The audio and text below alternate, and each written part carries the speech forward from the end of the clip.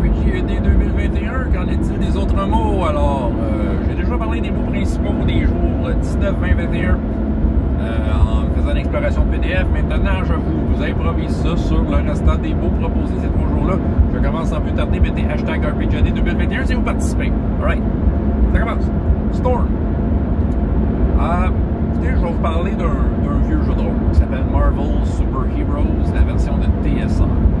Écoute, ça a marqué une génération, ce jeu-là, avec le système Face Rip, la table universelle, toute cette kit-là.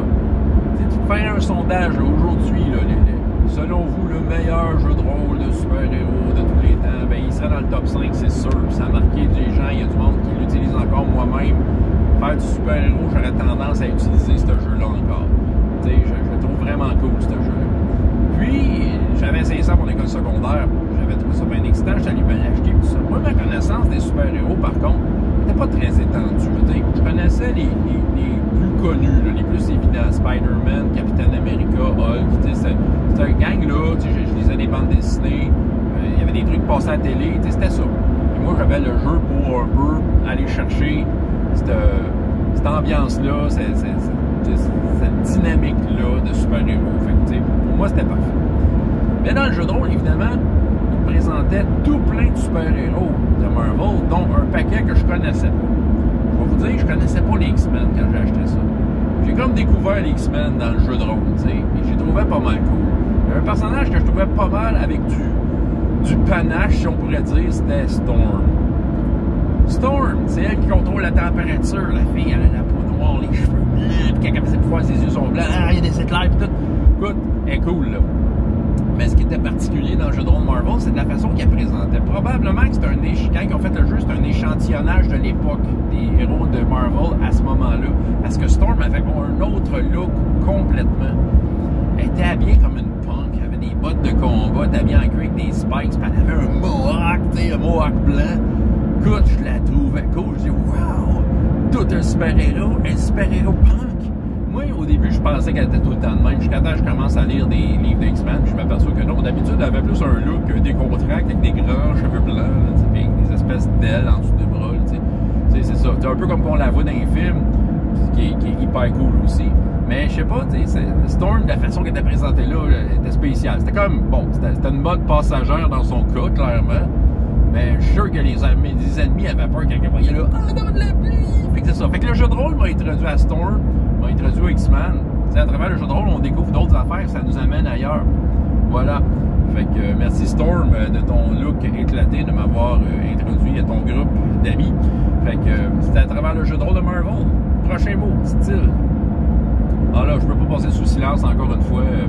All for One Régime Diabolique. Les style points. Oh oui. Alors, écoute, les points de style. Écoute, c'est une récompense spontanée que tu peux donner. C'est sûr que, tu sais, à Donjon, tu peux donner des points d'inspiration, donner des points de condition to 20, tu sais, il y a toutes sortes de jeux de même. Mais il me semble que dans All for One, ils sont lourds, ces points-là, parce que, tu ne dépenses pas à tout vent, tu fais attention, parce que c'est ça, des fois, c'est la différence entre la vie et la mort. OK. Les style points peuvent te rajouter des dés quand tu lances des dés. OK? Comment ça marche, All for One? Tu lances un paquet de dés. C'est soit que tu l'as, soit que tu l'as pas. Tu as une chance sur 2 d'avoir un succès. Imagine, tu roules 8 dés. Qu'est-ce que tu penses avoir? On va te dire, la plupart du temps, tu vas rouler un 4. C'est comme ça. C'est la vie. Des fois, tu vas rouler plus, des fois, tu vas rouler moins, des fois, tu vas être chanceux, tu vas être gambler. Tu dis, oui, je suis capable de l'avoir. Mais mettons, là, tu sais, ça fait chier, là, puis il faut que tu aies un 5. Là, tu regardes tes 8 dés, tu dis, il faut que j'aille 5. Oui, je peux l'avoir. Mais là, c'est là, plus c'est une question de vie ou de mort, là. Là, tu te dis, OK, ben je vais dépenser des style points là-dessus. Là, t'en dépenses 2. Question de monter ton pool à 10. Question que ta moyenne soit 5. Tu sais, que t'aies plus de chance de pogner un 5. Mais je peux vous dire, là, à toutes les fois que des style points sortent, là, il y a tout le temps la goutte au front, là, tu sais. Je trouve que, tu sais, en termes de jeu complètement méta, là, ça met les joueurs sur le nerf. Est-ce que je l'utilise? Est-ce que je l'utilise pas? Tu sais, c'est vraiment cool la façon que c'est fait dans ce jeu-là, dans Ubiquity. Il y a aussi...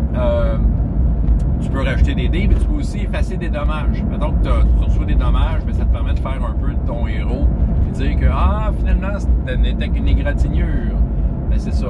Mais ça, il faut que tu gagnes tes style points. Il faut que le meneur de jeu pense à donner les style points. Je peux vous dire que moi, ce qui a comme une des raisons qu'à un moment donné, là, tombé en mode turbo avec ce jeu-là, c'est quand j'ai compris un peu mon mécanisme de distribution de Star Points. J'en donnais beaucoup plus et sérieusement, ça a augmenté la qualité de la game parce que là, les joueurs avaient de quoi qu'ils pouvaient dépenser et qui avait un impact dramatique. Les Star Points, c'est dans la vie et la mort des fois. Prenez ça en note. Bon, prochain. Patron. Patron. Écoute, j'ai le goût de déformer un peu le mot. Hein. Je pense que je vais vous parler de quelque chose d'un Patreon. En fait, c'est le mot patron, c'est ça. Le Patreon. Vous connaissez peut-être le principe, pour ceux qui ne connaissent pas. C'est du monde qui se met là-dessus. C'est comme un genre c'est comme un bot. Tu mets des tips, puis les gens vont te produire du contenu pour les aider dans leur projet. OK? C'est comme un soutien, un abonnement que tu fais pour soutenir un projet, mais à long terme. Quelqu'un qui fait des trucs à long terme. Je participe à un seul Patreon, c'est celui du Grumpf. John Grumpf. Parce que j'aime ce que ce gars-là fait. Je trouve ça intéressant, ce qu'il fait. J'aime son approche. Et j'aime surtout le guts que ce gars-là a de comme un peu être son propre éditeur, de travailler à toutes les étapes de ses projets. Il illustre, il les écrit. Évidemment, il y a du monde qui teste des trucs. Là. Quand il sort un truc, ça vient pas de nulle part. Là. Il les a testés bien souvent. Mais ce gars-là est une machine. Je peux vous dire que son Patreon, il me coûte vraiment pas cher. À tous les mois, je reçois des affaires. Là. Écoute, je reçois des jeux complets des fois. Il y a le temps d'écrire un jeu complet. T'sais. Les autres, ils les testent moins. Mais ils ont testé un peu. Mais c'est pas comme les jeux que t'achètes. Là. Mais tu sais, quand même, tu te dis, tabarnouche, le gars travaille fort. Fait que tu sais, il mérite le petit montant que je dois acheter à tous les mois. Fait que j'imagine que s'il produit autant, c'est qu'il y a beaucoup d'abonnés à son Patreon. Fait qu'il se fait un petit salaire avec ça. Puis pour nous récompenser de l'encourager, ben gars, il nous produit des trucs. Fait que je trouve ça très pratique. Et très sympathique comme pratique. Tu sais, je pense pas m'abonner à tous les Patreons du monde, là, mais celui-là, je trouvais qu'il valait la peine parce que j'ai envie d'encourager le gars. C'est une façon pour moi de l'encourager sans avoir à tout acheter nécessairement. C'est juste comme de le soutenir dans son effort. Puis j'ai un cadeau à toi et moi. Écoute, tu sais, c'est soit un jeu complet, soit une série d'illustrations, un univers de jeu, un nouveau petit jeu de rôle, c'est ça. Il y a tout le temps de quoi, puis sérieusement, c'est le fun à lire. Puis il écrit bien en plus. Fait que, hein. Peace, la paix. Voyons, non, c'est plate, ça, la paix. OK, oui, dans la vraie vie, on veut la paix, là, on s'entend, là. Mais les héros, ils veulent-tu vraiment la paix? La plupart des jeux de rôle, c'est les héros cherchent le trouble, ils cherchent la bagarre, ils vont là où elle n'est pas, la paix, pour essayer de la faire régner. Mais quand la paix règne, ils s'en vont ailleurs, c'est plate. Fait que la paix, c'est plate. Non, mais on s'entend, les gens sont contents. Le commun des mortels veut un monde en paix. Et qu'est-ce que ça prend pour amener un monde en paix? Ça prend des courageux héros qui vont aller se battre et qui vont faire la guerre jusqu'à temps de gagner. Là, quand ils gagnent, c'est la paix. Fait que voilà, c'est ça la job. Quand on est dans un jeu de rôle, là, hein? On veut faire régner la paix. Même si c'est à petite échelle, même si d'aller dans un donjon, aller chercher les trésors pour nous-mêmes, d'une certaine façon, on fait le ménage du donjon, donc le donjon revient en paix. Quand on sort de là, tous les monstres sont morts. Fait que c'est quelqu'un d'autre dans cette ambiance de paix peut reprendre le donjon et l'habiter dans ce charmant endroit, j'imagine. En tout cas, bref, je continue. Linéage veut dire un peu la lignée. Écoute, j'ai joué un peu de la carte de la lignée dans RPGS, l'Arme des Dragons, Léo. Ça a toujours été comme quelque chose dans le suspens. Dans son background, c'est un enfant abandonné, c'est un enfant elfe abandonné, qui a été élevé par un humain. OK? Fait que ça a toujours été obscur qui étaient ses parents. Puis c'est ça. Fait qu'à un moment donné, tu sais, à mesure que la campagne avançait, et surtout qu'on était, plus quand on était vers la pente descendante de la campagne, là, j'ai dit, bon là, ça prend des révélations, on peut pas laisser ça sous silence. Fait que tu sais, j'ai été cheesé à fond, là. Fait que la mère du grand souffle fait partie de sa famille. C'est comme un des facteurs principaux de leur campagne, finalement, fait partie de sa famille.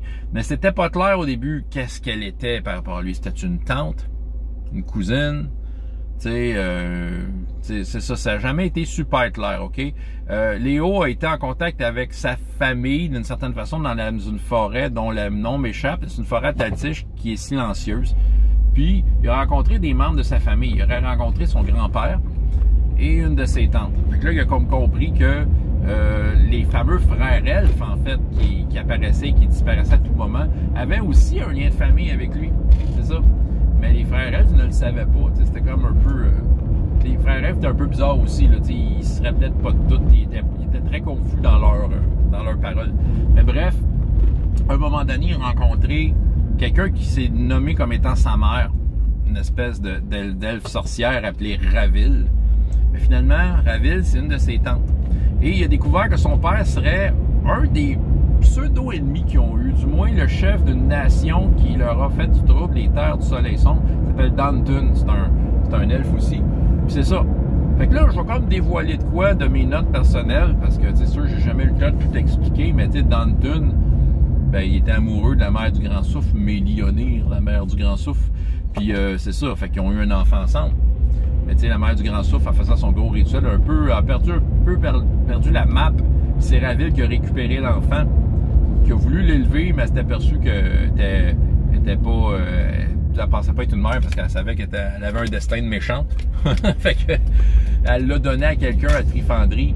Tu sais, son instinct l'a mené à Trifandrie pour laisser l'enfant là, mais elle savait pas que ça avait un lien avec le destin que Léo était pour avoir, le rôle qu'elle allait avoir à jouer plus tard avec les larmes des dragons et tout ça. Mais c'est ça, elle l'a comme laissé là, tu sais. Fait que c'est ça, fait que Ravil est allé faire ses affaires méchantes ailleurs. Puis Ravil aussi, ben il y a peut-être une histoire de jalousie parce que Ravil, je pense que c'est ça, ça n'a jamais été comme poussé à fond dans la campagne, mais Ravil était, comment je pourrais dire, était jalouse de Mélionir parce qu'elle était aussi amoureuse de Dantun, puis c'est peut-être ça qui l'a tu sais, le cœur brisé, elle est devenue une méchante, puis ça, tu sais, c'est... OK, tu sais, il y a plusieurs choses qui en ont découlé, mais reste que là, avec tout ça, on a une idée de Léo, c'est, tu sais, sa lignée, elle est quoi? Tu sais, c'est une lignée d'elfes. À la base, c'est une tribu d'elfes qui vit dans une forêt, la forêt de Vescan, c'est ça, qui vit dans une forêt silencieuse, puis que ils sont comme des conseillers du roi, puis tout ça, puis tu sais, c'est des elfes très nobles. Tu sais, il est d'une lignée très très noble d'elfes. Ça veut dire que l'âge de Léo est un peu incertain, parce que la mère du Grand Souffle a fait ça, ben longtemps, ces espèces de rituels, mais en tout cas, ça, c'est une autre histoire, mais en tout cas, bref, il y a une histoire de lignée qui a été mise en jeu, puis ça a été bien cool. Un allié. Tiens, je vais vous parler de ma gang de Gros Soleil, Donjon Dragon 5e édition. La campagne est quand même jeune. Mais je suis en train de mettre en place un semblant d'allié, mais ils font pas confiance et avec raison. Il s'appelle Dwert le Guttural, dans la ville de Brodel. Donc c'est ça, fait que c'est une ville assez crottée, là. C'est une ville d'impies et d'infâmes personnages dans lequel il y a comme une légende par rapport à une chasse aux sorcières qu'il y a eu dans le passé. Tu sais, il y a de quoi d'assez complet hein, en termes d'infameté. Fait que là, c'est ça. Fait que Dwert, c'est un genre d'informateur, mais c'est pas un... Tu sais, c'est un pas correct. C'est un genre de caïd, puis qui a aussi, tu sais, un semblant de profil à la Littlefinger dans le trône de fer, tu sais. Fait que là, c'est ça. Lui, Dwert, veut faire une alliance avec les joueurs. On verra ce que les autres veulent faire, mais c'est sûr que, tu sais, étant donné que c'est quelqu'un d'une certaine importance, un informateur important, écoute, peut-être que ça peut être un allié intéressant. Tu sais, des fois, il y a des alliances qui se font. Ça veut pas dire qu'on aime nos alliés, mais des fois, on les trouve très utiles. Voilà. Ce qui fait que, oui, il va peut-être avoir une alliance avec un certain Dwert, un informateur, qui connaît des choses. On verra, parce qu'il y a des problèmes dans le royaume où est-ce qu'ils sont. Il y a une maladie étrange. En fait, c'est de la lycanthropie, mais il y a quelque chose derrière ça. On verra bien. Ha! Prochaine affaire, défi. Moi, je pense que les joueurs veulent être mis au défi, tout simplement. J'ai rien de plus à dire que ça. Et quand je fais du jeu de rôle, quand je suis joueur, je veux être mis au défi.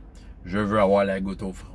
Je veux avoir je veux être devant des choix. Je veux que ça soit difficile. Je veux forcer. C'est ça que j'ai envie. Puis quand je suis meneur de jeu, j'essaie de créer des défis intéressants. C'est ça que je fais. Créer des défis intéressants le plus possible. Tu sais, tant qu'à rouler les dés, il faut que ça vale la peine. C'est de même que je le vois. Ouais, fait que des défis, c'est super important. La peur. Écoute, j'ai pas fait beaucoup de jeux de rôle dans lesquels il y a un mécanisme qui régit la peur du personnage. Call of Cthulhu a les points de sanité. T'sais. Je sais que Défi Fantastique, en fait, la version française, et pas en anglais, a proposé un système de peur, mais j'ai jamais, comme j'ai pas l'intention de l'utiliser. Je pense que les joueurs peuvent... à date, quand je fais du jeu de rôle, quand ils sont devant des situations effrayantes, puis tout ça, je pense que les joueurs, ils vont bien gérer la peur, pour que ça aide là, pour que ça ressemble à de la peur, c'est ça. Puis ils peuvent, en tant que joueurs, ils peuvent avoir peur de perdre leur personnage, et ils peuvent sentir en danger leur personnage, puis c'est sûr que là, ils ont la chienne de le perdre. Là, ils trouvent que là, soudainement, wow, justement, le défi est comme un peu trop élevé. Là, yeah, je veux-tu l'avoir? C'est ça, puis c'est ça. Fait que, tu sais, la peur, je pense qu'elle peut se générer de par les joueurs eux-mêmes. Je trouve ça correct que les joueurs eux-mêmes aient peur, puis qu'il n'y ait pas nécessairement une mécanique qui les force à avoir peur. Quoique, ça peut être bien monté, veut dire, ça peut inspirer, veut dire, ça peut donner des malus, puis des trucs de même. C'est sûr que, tu sais, parce qu'on n'est pas notre personnage, on n'est pas là pour vrai. C'est vrai que un système de peur est là pour simuler ce qu'on n'expérimente pas totalement pour de vrai, parce qu'on n'est pas vraiment là. Mais ok. Mais reste que la peur, je pense qu'elle peut se générer sans système de peur. Tu sais, il s'agit juste de... C'est du doigté. C'est de mettre les personnages, les coincer dans un coin, de voir que là, il n'y a pas d'espoir, là, ils ont peur de perdre leur personnage. Bref. Mais tu sais, je fais pas trop dans l'horreur non plus, fait que c'est ça. Motif. Un motif. Écoute, je verrais ça comme un but, hein.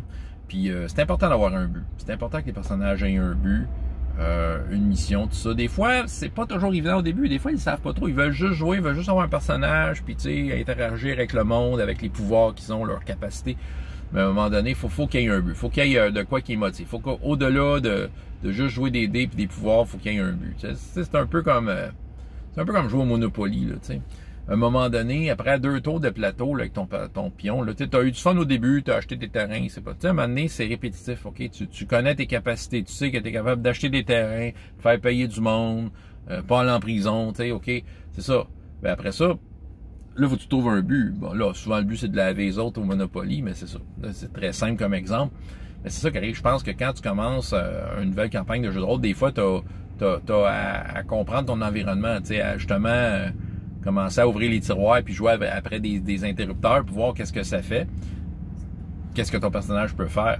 Une fois que c'est fait, tu peux pas juste baser ta game là-dessus. Moi, je pense que ça prend un motif.